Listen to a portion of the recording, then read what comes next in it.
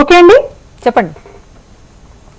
ప్రస్తుతం ఉమ్మడి విశాఖ జిల్లా వరకు గనక చూసుకుంటే గనక అనకాపల్లి ఎంపీగా మలసాల భరత్ ని ప్రకటించడం జరిగింది. ఇతను గతం నుంచి కూడా వాళ్ళ మదర్ వైసీపీలో పార్టీలో యాక్టివ్ మెంబర్ గా ఉన్నారు. ఆ తర్వాత అతను కూడా కొన్ని సోషల్ అవేర్నెస్ కార్యక్రమాల ద్వారా ప్రజలకి కొంచెం చేరువలో ఉన్న నేపథ్యంలో కొంత ఫీడ్బ్యాక్ తీసుకుని అతనికి ఈ సీట్ ని కేటాయించినట్లుగా తెలుస్తుంది. అలాగే అరకు ఎంపీగా ఇప్పటిదాకా ఉన్న గొట్టేటి మాధవిని అరకు ఎమ్మెల్యే స్థానానికి పంపిస్తూ ఉన్నారు.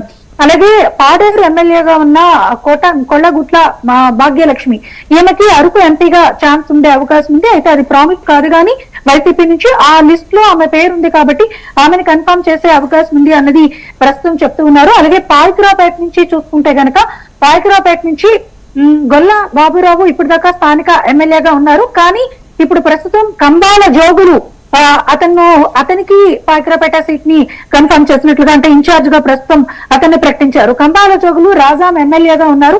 ఇప్పటికే 2 సార్లు వైసీపీ నుంచి అక్కడ గెలిచి ఆయన ప్రజల్లో మంచి పేరుతో ఉన్నారు. అయితే అది ఎస్సీ రిజర్వేషన్ కావడంతో ఇక్కడ Payakaraopeta constituency SC reservation constituency కావడంతో ఆయన పేరుని ఇక్కడ ప్రకటించడం జరిగింది. మరోవైపు పాడేరులో మత్స్యరాజు విశ్వేశ్వరరావు ఇతన్ని ప్రకటించడం జరిగింది. ఇతను కూడా రిజర్వేషన్ కాన్స్టిట్యున్సీ కావడంతో అక్కడ ఇతని పేరుని పరిశీలిస్తూ ఉన్నారు.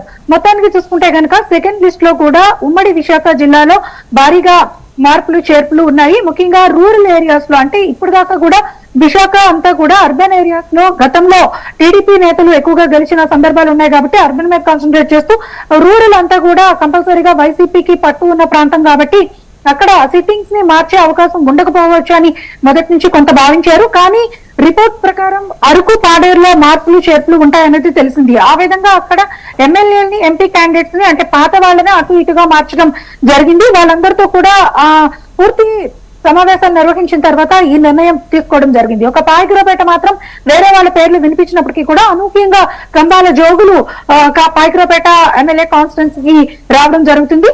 అయితే మరోవైపు చూస్తే కనుక అనకాపల్లి చాలా కీలకమైన కాన్స్టిట్యున్సీ. ఇది అనకాపల్లి అంటేనే వైజాగ్ రాజకీయాల్లో చాలా కీలకమైన ప్రాంతం. ఇక్కడ ప్రస్తుతం మినిస్టర్ గుడివాడ అమర్నాథ్ ఎమ్మెల్యేగా ఉన్నారు. అమర్నాథ్ ఏరియాలో ఇప్పుడు ప్రస్తుతం ఇన్ఛార్జ్ గా మలసాల భరత్ ని ఎంపీ క్యాండిడేట్ గా ప్రకటించడం జరిగింది. Right, thank you Anuradha.